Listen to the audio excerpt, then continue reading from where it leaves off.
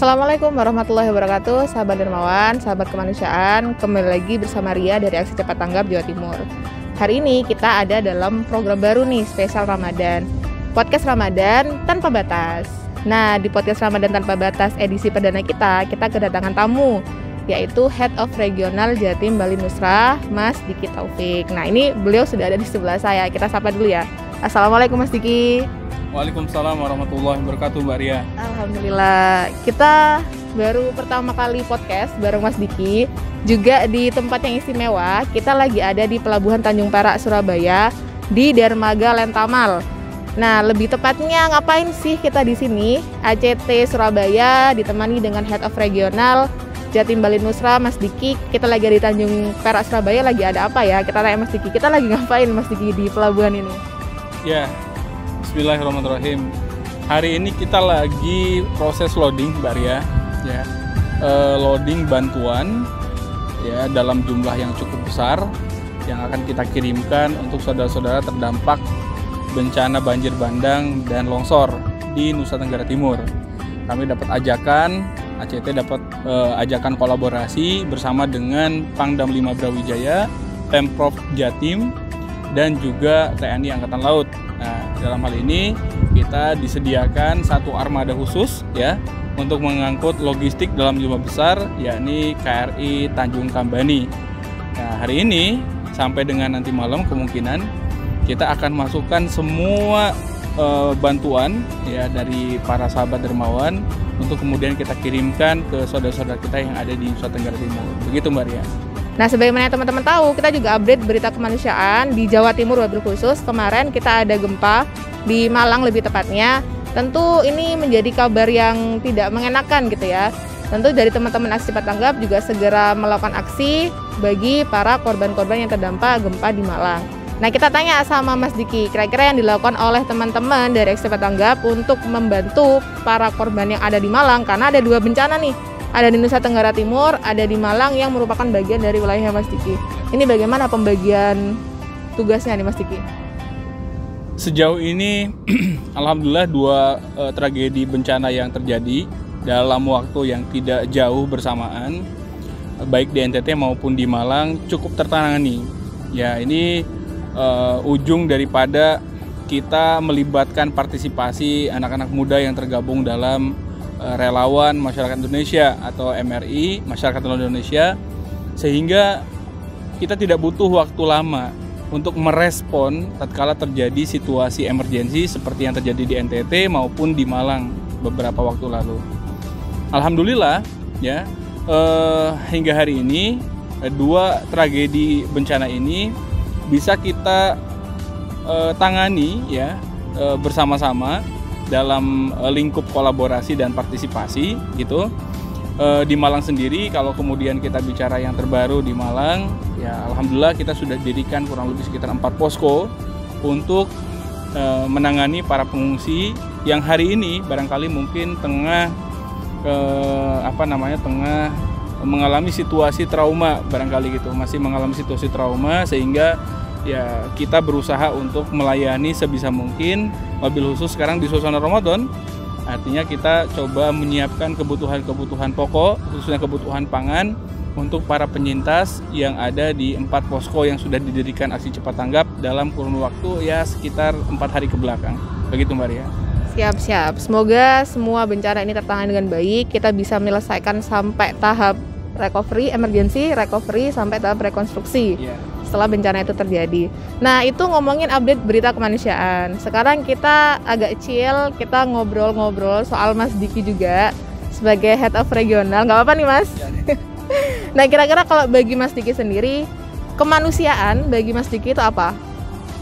Kemanusiaan bagi saya pribadi adalah merupakan tugas setiap kita, makhluk yang diberikan privilege lebih oleh Allah Subhanahu wa Ta'ala menjadi khalifatul ard ya. Karena manusia yang kemudian ditunjuk untuk memimpin peradaban di muka bumi ini, maka bagi saya segala sesuatu yang terjadi pada hari ini di depan kita, di mata kita, baik itu faktual ataupun isu-isu yang kemudian sudah berlalu dan di situ melibatkan unsur manusia, baik itu misalkan secara individu maupun secara kolektif gitu ya. Tatkala kemudian kita mendengar hal tersebut, maka kita harus terlibat, karena kemanusiaan itu sendiri ada di dalam diri kita, melekat ya, tidak bisa dilepaskan dari diri kita sendiri, Mbak Ria. Makanya ya kita berharap ya, sebagaimana Rasulullah SAW pernah bersabda bahwa seburuk-buruk masa adalah tatkala manusia sudah begitu apatis dengan situasi dan kondisi di sekitarnya. Tetapi sebaik-baiknya masa adalah tatkala manusia ya begitu memahami apa yang menjadi kebutuhan orang-orang di sekitarnya, bermanfaat bagi di sekitarnya, dan mau mengurusi urusan-urusan manusia yang lainnya. Nah, inilah yang kemudian menjadi makna tersendiri buat saya tatkala kemudian saya terjun langsung khususnya di lembaga kemanusiaan. Kalau bagi Mas Diki sendiri, puncak dari kebahagiaan bagi Mas Diki sendiri apa?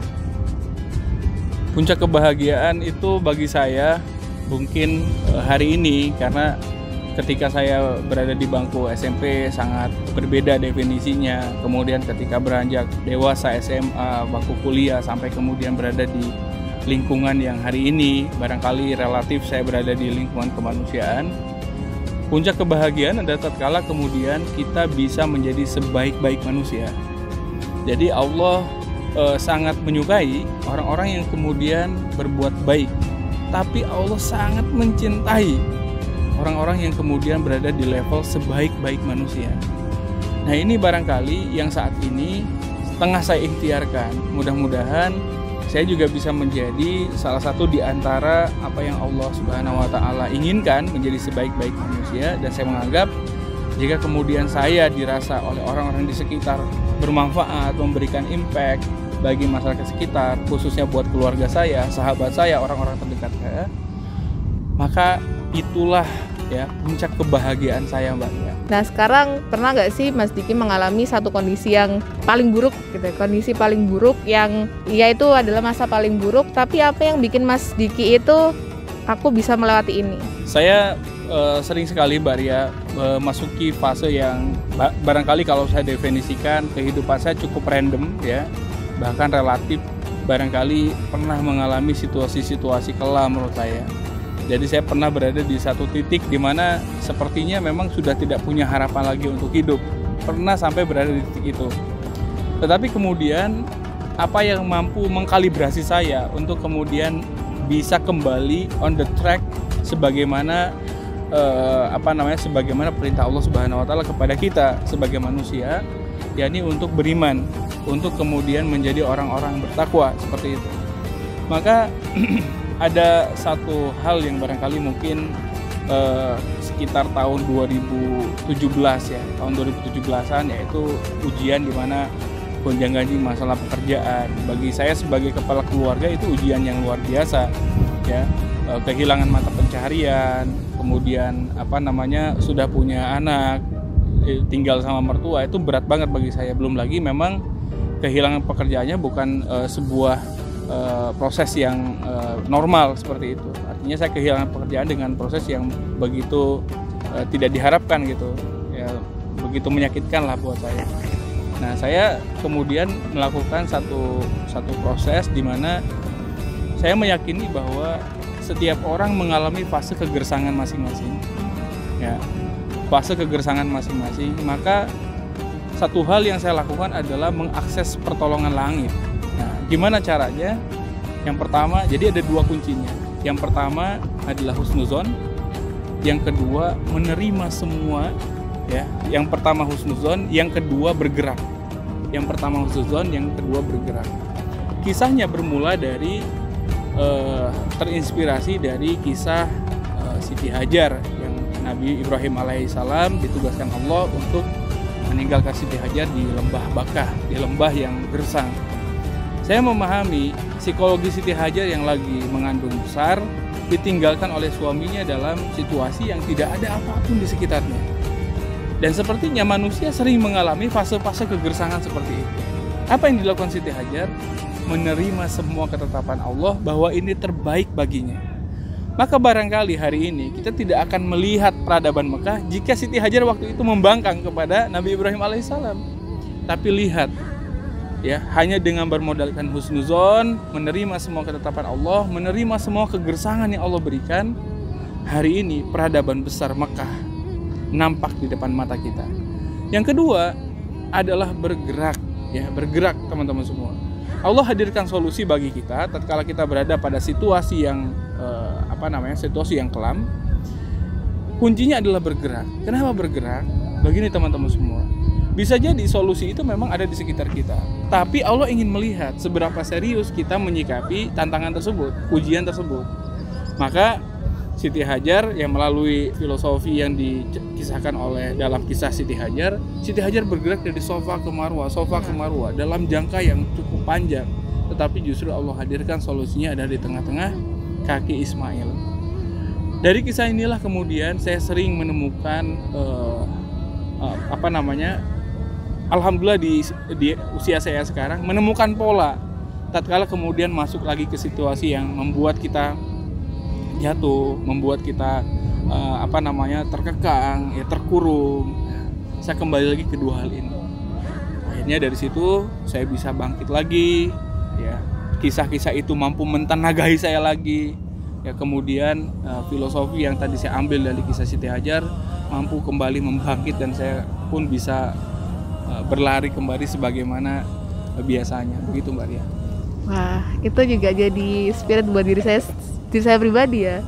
Kisahnya Nabi Ibrahim, saya Siti Hajar ditinggal oleh Nabi Ibrahim dalam kondisi perut hamil besar di tengah gurun yang negeri entah berantah. Mungkin kita juga nggak tahu akan ngapain di sana, tapi insya Allah senantiasa memberikan solusi dari setiap masalah kan Mas ya. Betul. Itu adalah spirit yang diberikan oleh Mas Diki kepada kita, benar-benar jadi ini juga ya. Oh ya. Satu hal yang bisa kita pegang nih ketika kondisi gersang, spirit ini kita bisa luncurkan supaya kita bisa bergerak lagi. Selanjutnya, pertanyaan selanjutnya ini Mas Diki. Yeah. Pernah nggak sih Mas Diki itu melihat kondisi negeri ini, gitu ya? Melihat kondisi negeri ini dalam pandangan Mas Diki, kita pesimis atau kita optimis? Kalau Mas Diki sendiri persepsinya pesimis ataukah optimis? Oke. Saya tetap optimis. Oke, kenapa optimis? Begini. Hari ini kita dipertontonkan dengan situasi masyarakat atau saudara-saudara kita sebangsa dan setanah air yang dirundung duka tak pernah berhenti. Baik itu masa pandemi COVID-19 yang meluluhlantahkan sendi-sendi perekonomian bangsa, belum lagi bencana-bencana alam yang terjadi di berbagai daerah, ya. Kemudian juga banyak lagi tantangan-tantangan yang kemudian dihadapi oleh anak bangsa Indonesia. Kita memahami bahwa situasi-situasi tersebut pasti akan sangat berpengaruh terhadap psikologi saudara-saudara kita. Bahkan cenderung barangkali akan mengarahkan mereka pada satu fase di mana fase tersebut merupakan fase depresi. Oleh karena itu, kalau kemudian saya yang berkegiatan di dunia kemanusiaan ya punya sikap pesimis, tatkala datang di tengah-tengah masyarakat yang tengah membutuhkan, seperti apa kira-kira pandangan wajah dengan binar mata yang kita yang pesimis? Tentu mereka akan sontak bukan malah pengen bangkit, justru malah makin sedih yang ada. Oleh karena itu, saya berusaha bagaimana kemudian menanamkan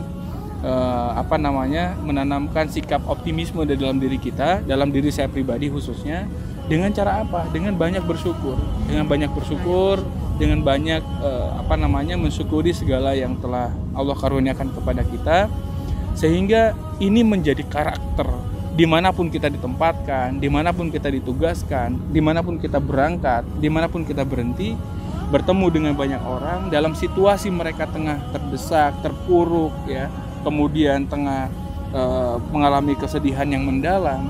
Tatkala kita datang, seolah-olah kita nggak bawa apapun tuh, mereka terbawa suasana tersemangati, pengen bangkit lagi, punya harapan hidup lagi. Begitulah kira-kira Mbak ya. Iya, benar. Harapannya Mas Diki, pengennya pemuda Indonesia itu menjadi pemuda yang seperti apa? Oke. Masa depan itu adalah milik kita. Ya, milik kita. Masa depan itu milik kita, maka saya ingin berpesan kepada generasi muda. Saya pun juga sekarang usia belum genap 30 tahun ya. Jadi saya termasuk generasi milenial yang barangkali beruntung hari ini bisa mendapatkan kesempatan untuk lebih banyak ya berkecimpung khususnya di dunia kemanusiaan. Tetapi saya rasa millennials ini sangat multi talented, sangat banyak bisanya. Nah, kadang memang karena sangat banyak bisanya, terkadang memang hal-hal yang barangkali mungkin dianggap sebuah hal yang menurut pemikiran orang-orang tua gitu ya, pemikiran lama yang pada akhirnya mengubur semua ide gagasan kita, mengubur rencana-rencana besar kita, mengubur ide-ide brilian kita. Bisa jadi mungkin kita tidak dituntut untuk melawan itu semua, tetapi jangan pernah mengubur, jangan pernah membiarkan itu terkubur, tetapi tuangkan gagasan itu dalam entah itu misalkan bentuk narasi, entah itu misalkan dalam bentuk artikel, karya tulis ilmiah dan yang lain-lain. Sehingga menurut saya di masa depan apa yang kemudian hari ini kita pikirkan tentang sesuatu yang akan datang itu bisa terrealisasi loh. Karena hari ini yang saya alami itu merupakan apa yang saya pikirkan di beberapa tahun sebelumnya. Akan terjadi seperti ini, akan kemudian mengalami fase seperti ini. Itu semua bermula dari pemikiran-pemikiran kita. Dan teman-teman muda harus memahami bahwa pemikiran kita sangat dinamis sekali. Maka untuk menjaga dinamisasi daripada pemikiran kita, kemudian emosi kita, dan juga kebesaran jiwa kita, jangan biarkan itu kemudian terselimuti dengan kegiatan-kegiatan yang sifatnya negatif. Karena itu secara otomatis gak kita kubur, itu akan mengubur sendiri apa yang kemudian menjadi potensi di dalam diri kita. Ingat, apa yang kita alami hari ini baru nampak 20% dari yang Allah berikan. 80%-nya masih tersembunyi di dalam diri kita. Tugas kita adalah mengetahui lebih dalam tentang diri kita. Makanya kenapa nanti di masa depan, di masa mendatang, di yaumul akhir akan ada fase hisab. Allah akan menuntut ngapain aja kita dengan 100% yang sudah Allah berikan.